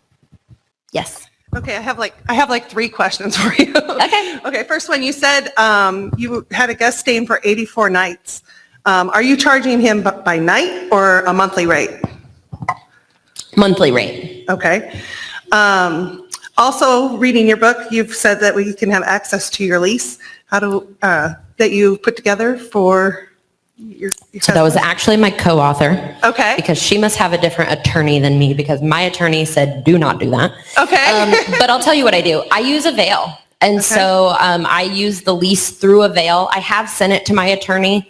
I think my attorney charged me $350, and he's like, I don't love this lease, but sure, you can use it because I'm renting in 3 different states. Okay. So if you use Avail, you can do that. And then I think if you pay, I want to say it's like $9 a month, you can get Avail Premium. I think if you use my code, it'll give you $50. And then you can add clauses. And so there are specific clauses that I've added in, all advised to me by my attorney. But I am not an attorney. This is not legal advice. I only play one on TV. Okay. And then the last thing I want to know is about, how do you figure out how much to charge? Yes, great. This is probably one of the... using AirDNA or... Yes. So what I'm doing, it's not a magic wand when it comes to MTRs. You don't have these beautiful like pricing labs, pricing dynamics, all of this really good data that you have like you do with short-term rentals. So if you go to my website, sarahdweaver.com/MTR guide, I have made a 4-minute video showing you exactly how I do it. Yeah. And I think you'll be very underwhelmed. You're like, really? That's it? But it will tell you, that's just, there's not enough data that you're really just kind of looking. And then the best thing that I did is I built relationships with you guys. And so I went on Airbnb and I messaged probably about 50 to 60 hosts. Only 5 of you got back to me. The rest of you are dead to me. But I built relationships with other hosts. And I asked like, hey, are you really full? Are you really able to get that type of money? Anything else I should know before I invest in the area? And then what's really cool is that we'll text each other, hey, I just got a lead, but I'm fully booked, and vice versa. So build relationships with other people. I mean, Sadie has given me, her son came over to put together a couch. I use her handyman, and I gave you a photographer. You gave me a cleaner. And so it really is helpful to build relationships with people who are in this room that own rental properties. Hi. Hello. Okay, so you said that we could ask you anything on the finance side. Okay. So I'm a finance guy. Okay. But I'm more wondering about that partnership agreement, or kind of what you did on that Benson property. You brought somebody in, you didn't have the cash. And so how did that work for you? Did you learn any lessons from it that you could expel upon. Yes, absolutely. So the question's about partnerships. So let me tell you about my latest partnership and all the lessons I learned from that first partnership. I don't think my partner's in the room, but this is probably being recorded. So thank you for asking that question. So my latest partnership, what I did is I found the deal, which means, you guys know, my investor-friendly agent found the deal. And let me go back to how I met that partner. So this girl, I was at a real estate investor retreat, and we're all sitting around kind of doing hot seat style. So we're presenting a challenge and everybody's kind of weighing in. And her challenge is that she's really stressed out. She works about 120 hours a week and she makes a ton of money. So a ton of money for me is she makes $670,000 a year. Yeah, but she's stressed and she's sitting here telling us that she wants to learn how to run an Airbnb because her CPA told her that she needs to get real estate status, something. We're like, first of all, you're not gonna be able to do that because you work too much, but she needs to have active income through her short-term rental. And I'm just looking at her and I was like, you should never be an Airbnb host. You are so you're stressing me out just like breathing. Like owning an Airbnb is going to kill you and you're probably 35 years old. And so I, of course, say this as nicely as I can, and she right away is like, I like you. I'm like, good, because we are going to figure out a way to help each other. So I text my agent right then and there, and I was like, I just became very rich. Go find me a property. And the very next day, he found me this duplex, which I believe I have in the slide, so I'll go to it. And it looked so good because 4 days after meeting this woman, I was able to call her, show her my spreadsheet. You probably won't be impressed with my spreadsheet because it's very simple, but my spreadsheet on what I think it's going to make as an LTR, what it could make as an MTR, what it could make as an STR. And I said, here's what's going to happen. I find the deal. I manage the deal. I manage all renovations, all tenants. You never, ever have to do anything except a check every quarter. What will this cost you? The down payment, all of the renovation costs, and the furnishing. And she says, I will do that, but you're paying for the furniture. And I'm like, okay, I own a furnishing company, so fine. So she wanted me to have a little bit of skin in the game. So it's exactly what we did. We split equity 50-50, and we split cash flow 50-50. So we went under contract. I wanted her to put the loan in her name. She clearly is never going to have a DTI problem, a debt to income problem. And so she didn't care. She's very lendable. So she put the loan in her name. After close, we did a quit claim deed into our LLC. I put $1,000 in a bank account. She put $1,000 in a bank account. Our LLC obviously owns that bank account. And we waited until we got to, I think, $22,000. And then we decided we'd take our first owner distribution. Clearly, she doesn't need the money. Frankly, I don't really need the money. But we did our first owner distribution actually last month. And she's really happy and I'm really happy. I almost never call her. I called her for like the first couple, our fridge broke. I need to buy a new fridge. That's what you're going to see the money come out. And she's like, don't call me for anything less than $5,000. I said, deal.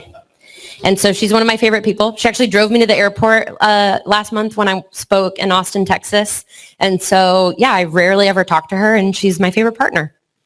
So what did I learn from the first partnership is that I don't want to talk to my partner. And so I want a silent partner. So if you're in this room and you want to be silent and you don't want to work and you just want to make money and you want me to do all the work, then come find me. I'll go find you a deal. And so the great thing about partnerships is you can do it however you want. So that very first partnership, I brought half the down payment. She brought half the down payment. And I'm doing a lot more of the work because I'm the experienced real estate investor. And so I realized I wasn't getting the best deal in that first partnership because why did I have to bring any money is what I realized. And so the next deal that I did was with someone who I went to college with. But I posted on Instagram a lot about travel, and someone on Bigger Pockets, who's very rude, David Green, he was like, it looks like you like travel way more than real estate. And I was like, it looks like I have a lot of fun.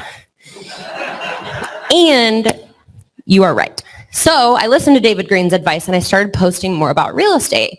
And I am so internally grateful for David Green for saying that, because I started posting about real estate and I got one of my favorite DMs to date. He is someone I went to college with. I now know that he had a massive crush on me. I did not know this at the time of getting the DM. And his exact words were, "What the do you do?" And I was like, "Oh, I'm a real estate investor. I help people make money through real estate investing. What do you do?"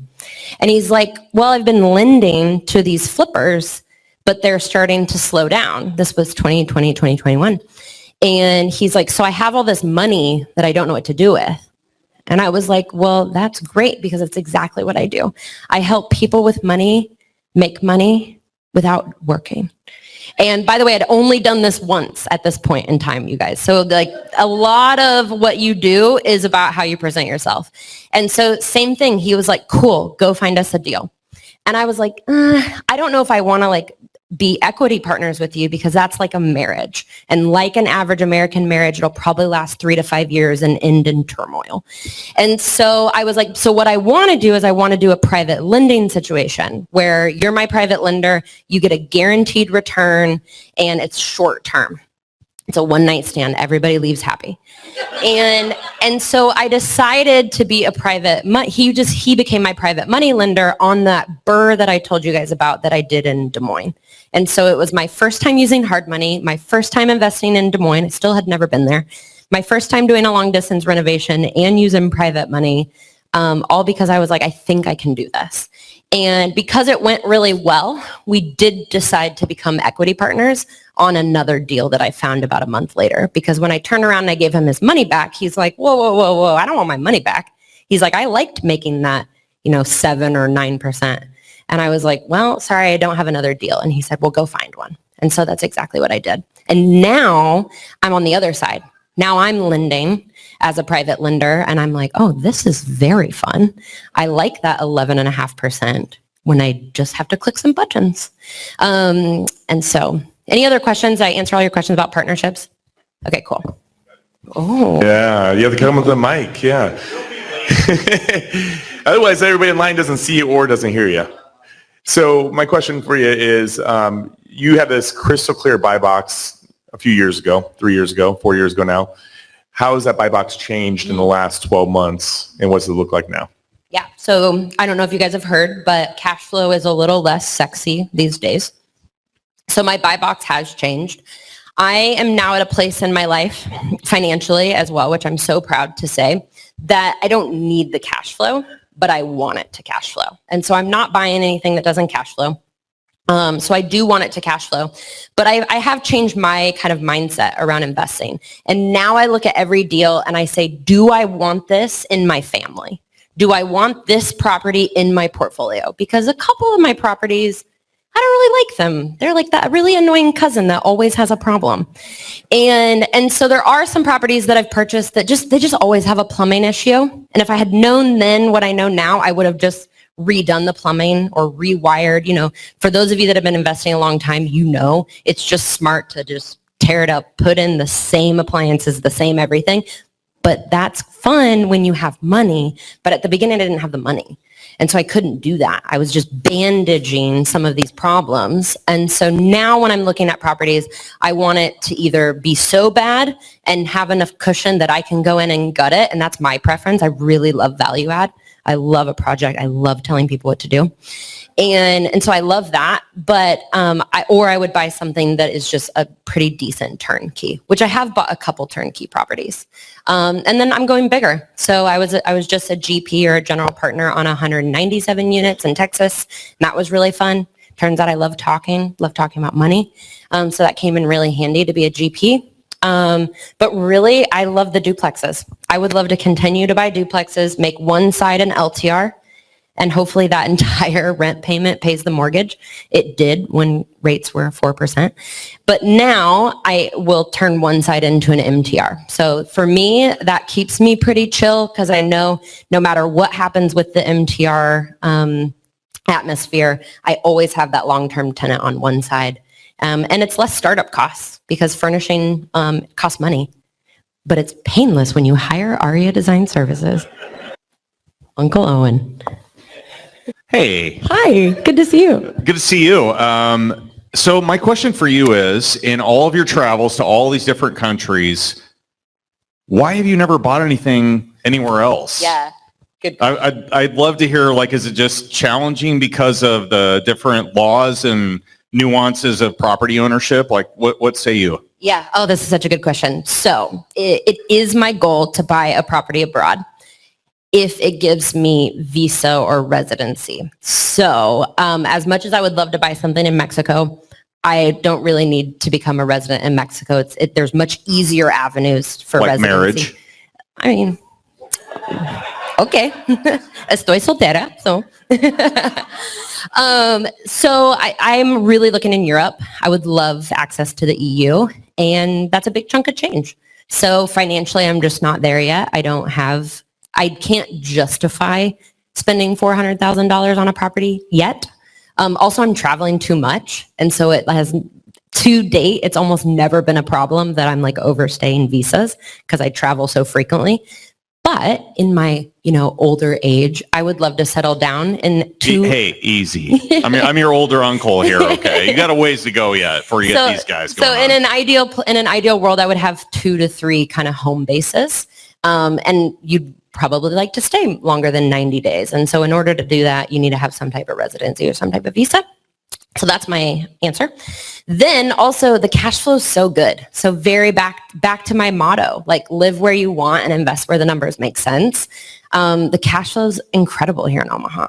And so I will continue to invest in Omaha and then use all that cash flow. And this year I traveled 9 months. And every month I'm like, okay, well, my budget is, let's just do $1,875 because that's how much I'm getting paid to not live in my unit in Omaha. And so I have a budget of $1,875. I usually go over that budget because I'm learning that having nice things and not living in a van with no toilet is kind of nice. But yeah, that's really my answer. For those of you that are interested in buying something abroad, please message me because I have a ton of resources because a lot of people that are in that game really want me to like start speaking on that platform. But I'm also not very committal. So I don't know where I would want it to be. Does anyone here own abroad? Where? In Belize?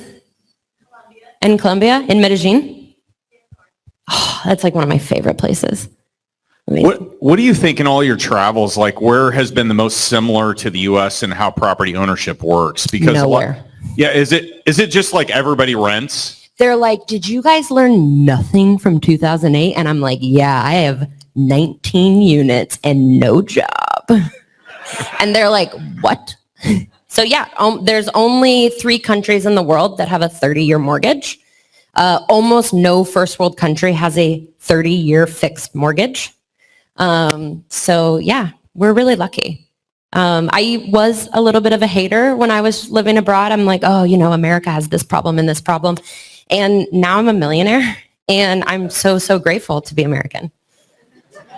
What are the 3 countries? Sarah, what are the 3 countries? Oh, I knew you were going to ask that. 2 of them are African countries, and so I don't remember which ones. I'm going to have to get back to you. Yeah. Great job tonight. You killed it. Thank you.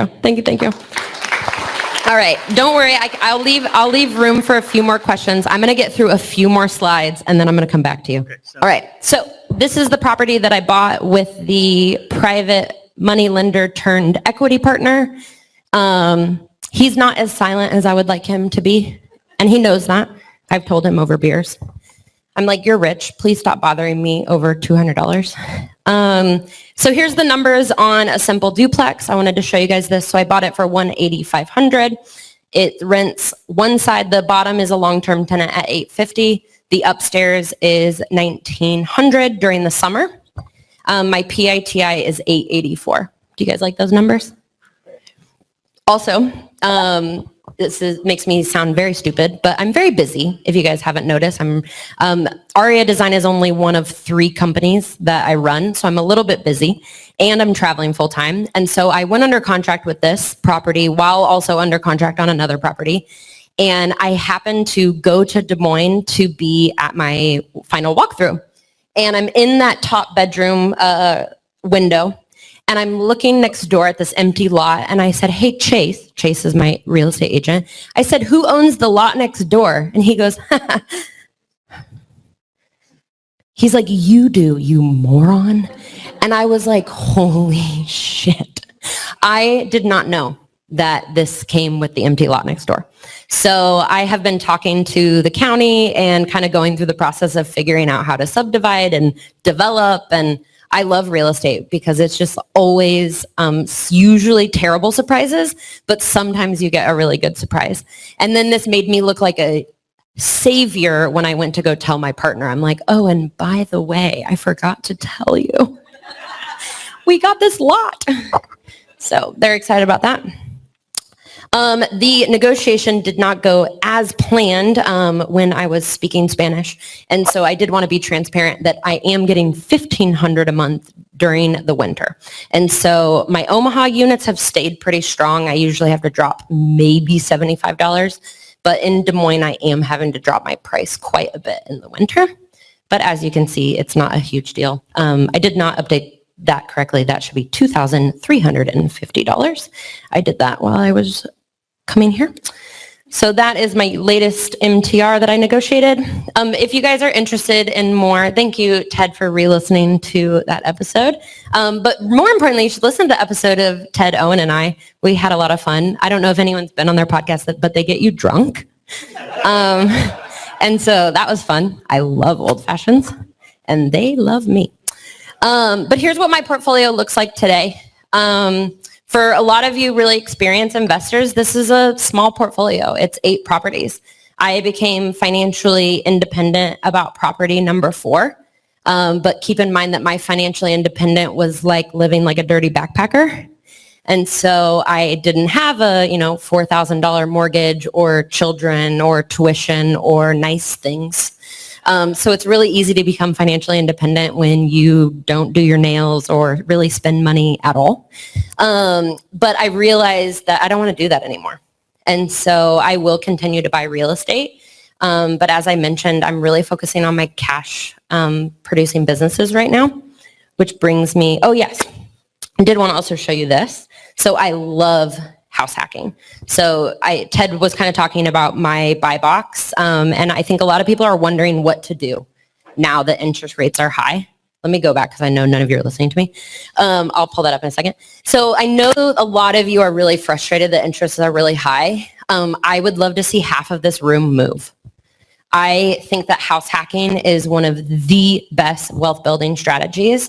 And you can either do the live-in flip if you want to get divorced and live in a renovation, or you can renovate before you move in, enjoy it, let equity go up, and you can either flip it or turn it into a rental. But I really believe in the power of house hacking.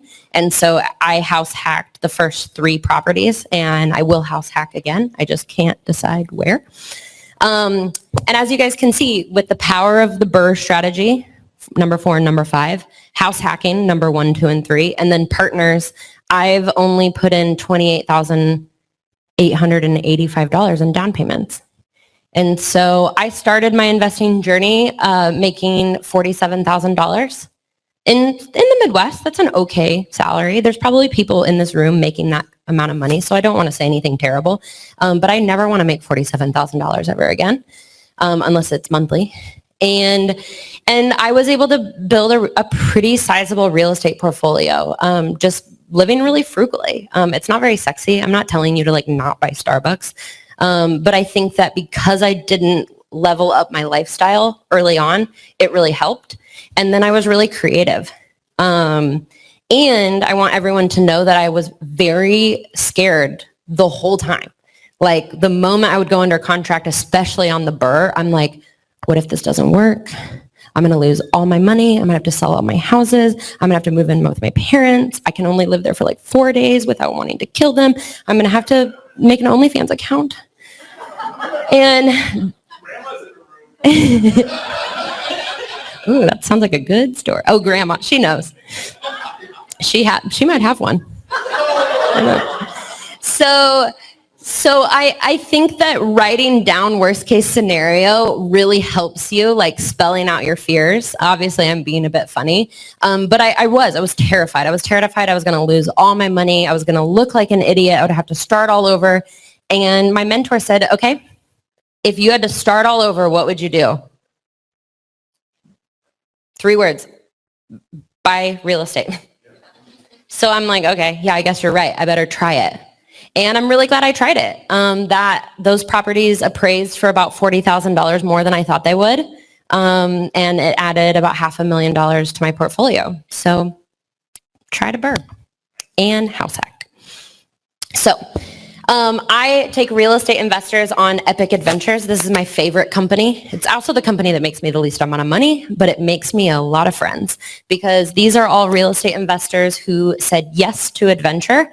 And we do bucket list experiences all over the world. Sadie came to one of mine. How was it, Sadie? And we have spots for 2024. I did 10 trips this year in 5 countries. I would like to have a personal life next year, so I'm probably only going to do 5 trips, which is still a lot. But if you guys would like to come on one of the trips, make sure you snag this URL. It will tell you what is coming up in 2024, and it's a really fun way to spend your money. So if your CPA says that you need some expenses, call me. And I did mention our next trip is Antarctica.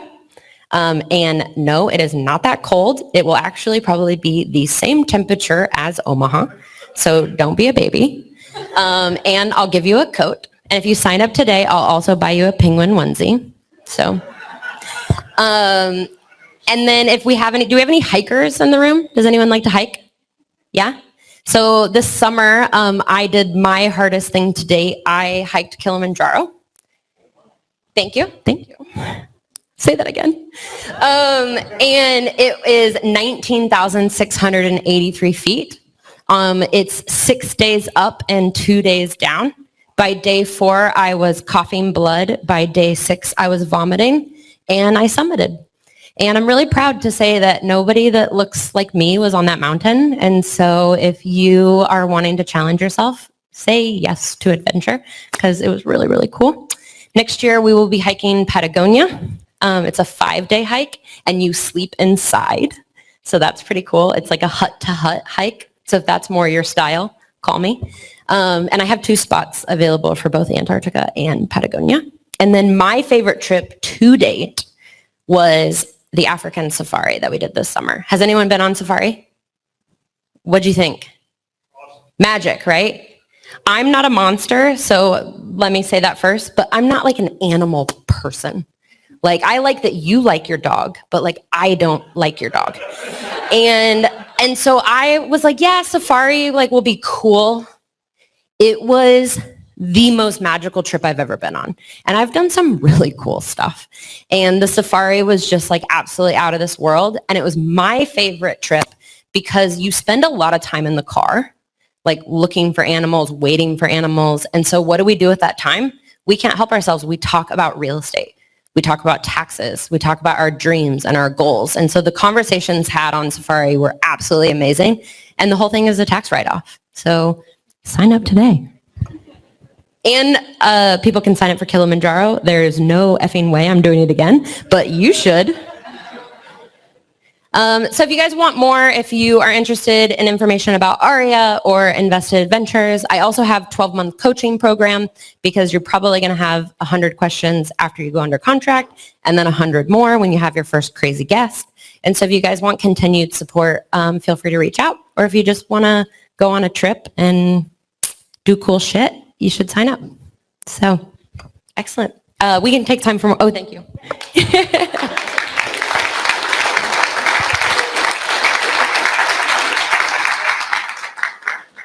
Can we take some more questions, Ted? Yeah. Okay. Hell yeah.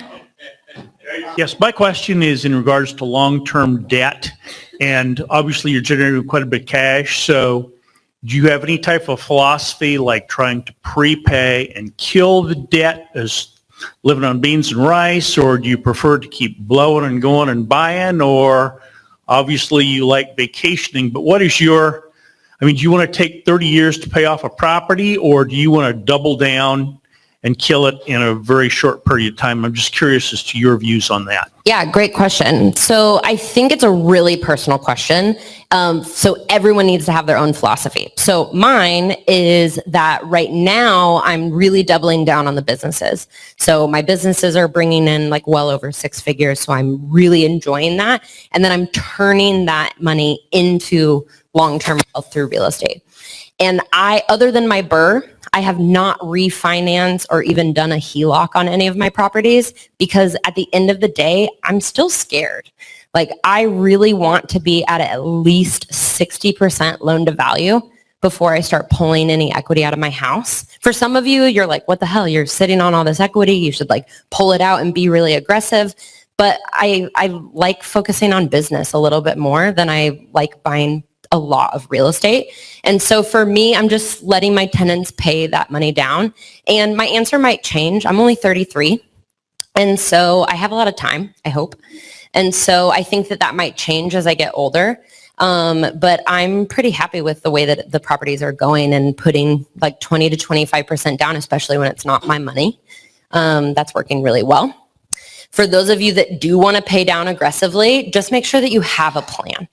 I think I see a lot of investors just like pay down really aggressively because they don't like debt. And I think that that's fantastic, but just make sure that you're talking to an experienced real estate investor, a tax strategist, not just a CPA, but someone actually who has tax strategy so that you're looking at the whole picture. Yeah, absolutely. And I'm a very, very cheap traveler. So it looks like I'm vacationing, but everything I do is a business expense. And so I actually have not gone on a vacation in like 2 years because it's all business. Yeah. Couple questions for you. You said you've never been to Des Moines. How did you build your team there to do a BRRRR? Yeah, great question. It starts with the investor-friendly agent. So my agent really is my like foundation. And then what I do is same thing I did here in Omaha. I had only been to Bellevue. I have cousins that I don't speak to that live in Bellevue. And so I really hadn't been to Omaha. When my agent kept saying how hip Benson is, I was like, probably not. Because I had never really been to Omaha. I'd been to your downtown area, which is called Old Market. I always call it River Market because that's what Kansas City's is called. But I didn't even really know Omaha. So I did the same thing here in Omaha that I did in Des Moines. And I got on Facebook. So yes, Gen Zers, their Facebook is still alive and well. And I joined a bunch of Facebook groups. And then this is really important. I lurked. So don't go in a Facebook group and just post, I need this. I have a question. I need a plumber. I need this. It's a little bit off-putting. And sure, people will answer you, but it's probably a desperate plumber who doesn't have work, so it's probably not the plumber that you want to hire. And so what I do is I just lurk. And so it's exactly how I got to know Ted, is I'm like, okay, he posts really valuable stuff. Like I didn't know that he ran Omaha REIA. I didn't quite put that together. But I'm realizing like, okay, when someone comments or posts, he's commenting thoughtfully, whereas someone else is kind of an asshole. So I'm probably not going to talk to that person. Or this person's just always complaining, so let's avoid them. And then there's someone else who's always posting like, wow, she just closed on her like 55th unit. So that's someone that I want to get to know. And so I just slowly, I'm like a professional stalker. I was a recruiter for 4 years and I've been online dating for way longer than I would like. And so I'm really good at looking up information about people. So yes, I do know your full name before I see you. And so I'm just learning all this information. I really do. I have a spreadsheet on some of you. And so I know a lot of information and I put it all in a spreadsheet. So that when I do need something, I ask thoughtfully, but I also make sure that I'm adding value. So at the very beginning, I had 20 minutes where I was inside 2 different Facebook groups for a total of 40 minutes a week. And I really did. I went in and I commented anywhere that I could add value. And I've been studying real estate, like basically 40 hours a week for about 4 years. And so it turns out I know a lot.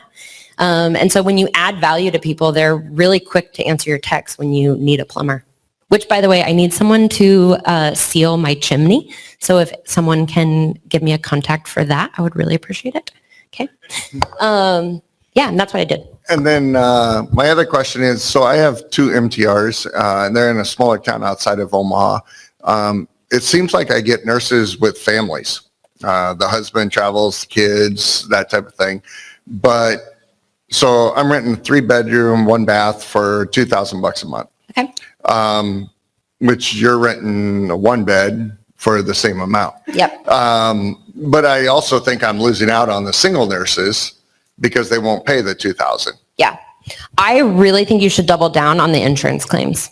A 3-bedroom, especially if you're in a smaller town, you might be the only provider in the area.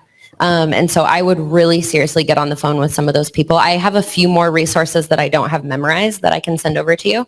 So just reach out to me. I'll have my email on the last slide, but I really think that the insurance claims is the way to go. So local insurance agents? I would do both. I'd talk to the national providers like ALE Solutions and Corporate Housing by Owner, but then also look for local contacts as well. Awesome. Thanks. Yeah. Me again. I do have a contact for Chimney. Thank you. Okay. For your nurses, do you typically find that they like 1 bedroom, 1 bathroom, or 2 bedroom, 1 bathroom? They like my unit because it's really cute. And so I think that whatever you have could work. And so if I was going to go buy a property right now, I like 1 bedroom, 1 bath because a lot of you real estate investors that only do long-term rentals, those aren't very attractive to you. You like the bigger units. And so I find I don't necessarily get a discount on the 1 bedroom, 1 bath units, but I think that they're less desirable. So I'm super happy that I have them. And I think you're going to attract people either way. I do agree with him. A lot of my nurses bring their spouse. A lot of their spouses work remotely. It's the whole reason that the other partner is a travel nurse, is they want to go explore the country together. And so I do think it's important that you have a workspace, so like a desk and an office chair, so that person can work remotely. And then some other quick tips is you have to have a fantastic bed. It needs to be great. I like the Zinus 12-inch green tea mattress. If I was a better affiliate marketer, I'd have a link for that, but I don't. So Zinus, Z-I-N-U-S, 12-inch green tea mattress. Don't ever go less than 12 inches. It sucks. And then blackout curtains. I think you have to have blackout curtains. And then I've started to put a sound machine in my units, and I think that people really appreciate that. Yeah. So, hi. Speaking of cute, how important is it that it's cute? 100% important. And my second question is, how are you determining what a reasonable budget is for furnishing? That's a great question. So unfortunately, we had this thing called inflation. I won't talk about why that happened, but furniture went up 26%. And so I used to be able to furnish a 1 bedroom for $5,000. It now is closer to 10. Yeah. But I'm also lazy. So Sarah, even 2 years ago, loved Facebook Marketplace. I was driving all over trying to get a $10 Keurig. No, not today. Everything is getting shipped to the house. Sadie's son is putting it together, and I don't want to be involved. Or grandma. Thank you, grandma. And so I do think that convenience costs money. Can you furnish for cheaper? Absolutely. But what I highly recommend is that everyone who's thinking about listing in Omaha is go on Airbnb and look at your competition. Stuff is good. It's really good. If you go on Furnish Finder, it's terrible. And so, and then I think you only need to be 10% better than your competition. You don't need to be 100% better. We don't need neon signs and an Instagram wall if your ideal tenant is, oh no. Thank you so much for not drinking. So I think that you just need to really focus on your avatar. So I love that Ted brought up the trades that he's looking for. So guess what they want? They want to have a 65-inch TV. And so what did I buy on Black Friday? A 55-inch TV for my tiny 1 bedroom. And I knocked on my Airbnb guest door and I was like, sorry to bother you. Would you like an upgrade on your TV? And she was stoked. And so I think stuff like that really does matter. And just focus on your your ideal avatar. Great question. Oh, and I'll give you a number. So REIA Design, we typically budget for a 1 bedroom. And this is medium-term rental in Omaha. This is not your bachelorette pad in Scottsdale. But a medium-term rental in Omaha, a one-bedroom is going to start at $6,300 to $8,400. And then I have a breakdown of like how much more each bedroom costs. I believe it's like $1,500 to $1,800 per bedroom. If you want me to send that to you, I'll send it to you. Does it include your fees? Yeah. Okay. That number does not include my fees. Oh, okay. Yeah. That's just furniture. I know we want to start wrapping up here, but I do have the greatest golden nugget that you gave on the episode 39 of REIA Radio. You were on there, you said every time you go to a new city, you look up the local REIA group and you look in the search bar and look up plumber. You look up so on so on. I'll let you explain it, but it was like the best golden nugget that's been dropped for finding out the resources when you don't have the resources and why you did what you did. Yeah, absolutely. And I'll add on what I do now because it's way more fun. So what he's talking about is I'll kind of expand on using Facebook. I really, really use Facebook. Like my entire Des Moines team came from Facebook. And so I have what's called a vendor list. It sounds very fancy, but it's just a Google spreadsheet. And I have about 8 plumbers on there. And so what I'm doing is I'm going into the city's local REIA, and if I don't know that there's a REIA, I'll just type in real estate investing Omaha, real estate Nebraska, real estate Lincoln, doesn't matter, like any type of combination. And then I join all the groups. And then you'll rarely ever see me post because I don't want to post, but I use the search button within the group. So I click on the search button. So you can do this on the Omaha REIA Facebook group. And if I'm looking for a plumber, I type in plumber. But what I try to do is I look for a plumber before I need one. Because we've all gotten that phone call. Usually it does not come at 2 a.m. I don't know why non-real estate investors think that. But when you get that phone call, you don't want to go down this rabbit hole of going on Facebook. So do it before you need it. And so my vendor list has about 5 to 8 trades for everything. There's always something that I'm like, oh, I don't got a guy to handle the tree, but now I do. So now I have an arborist on the list. And so that's all I did is I went into these Facebook groups and I searched plumber, and then you guys have already asked for a plumber. Other people have already commented who they're looking for. And so now, since the podcast, now my VA does this. So once a month, she does this for all 3 of my cities that I invest in, and she goes into all the Facebook groups, and her job is she needs to add 5 people to the vendor list every month. And she'll write notes even, like Ted is the one who recommended this in the REIA group. So when I call that plumber, I'm like, hey, my buddy Ted recommended you. And so I'm writing all that information, and then your vendor list also kind of acts as like a log. And so as much as you love that guy that tiled your house, a year later, you can't remember that guy's name. Or come tax time, you realize, oh shit, I did not give that guy a 1099, so I need to figure that out.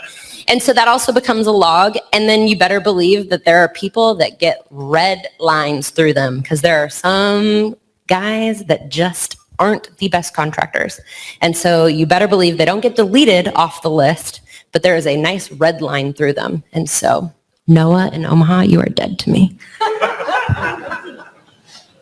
Yep. Anything else? Awesome. Yeah, go ahead. And then we'll wrap it up.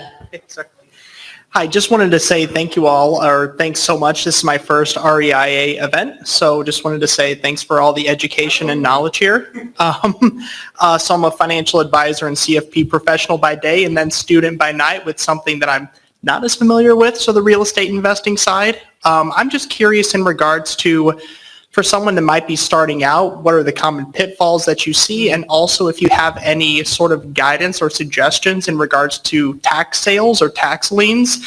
Just seems like it's a way that you don't need as much capital to potentially foreclose and get a property. And so I just didn't know if you had any sort of guidance or whether you would suggest going down that route if someone doesn't have as much capital or things along those pieces. So yeah, great question. So first of all, I would love to see more financial advisors be pro real estate. So please keep coming to this event. Please keep educating yourself because we need more financial advisors that are pro real estate.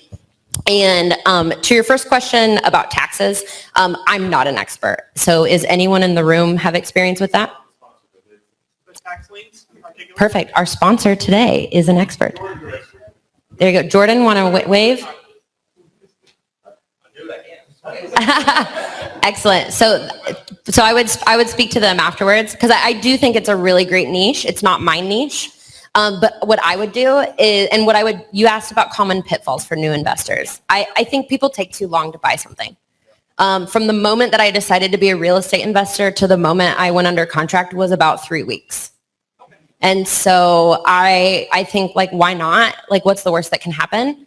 It also is very helpful that I'm worked fully remotely. So I'm like, yeah, sure, I can live in this place, because if I hate it, I'm just going to go to Mexico. So that was helpful. So I didn't have to like love my house. But I think house hacking is what everyone should be doing. I really believe in delayed gratification. I think that if you can live uncomfortably for 4 years, you could live really comfortably for 4 decades.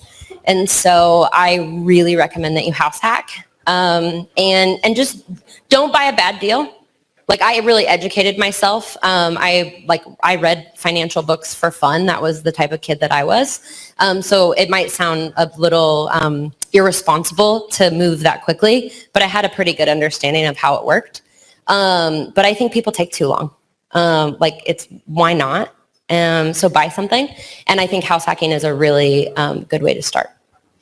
Yeah, absolutely. Excellent. Well, thank you guys so much. Cheers.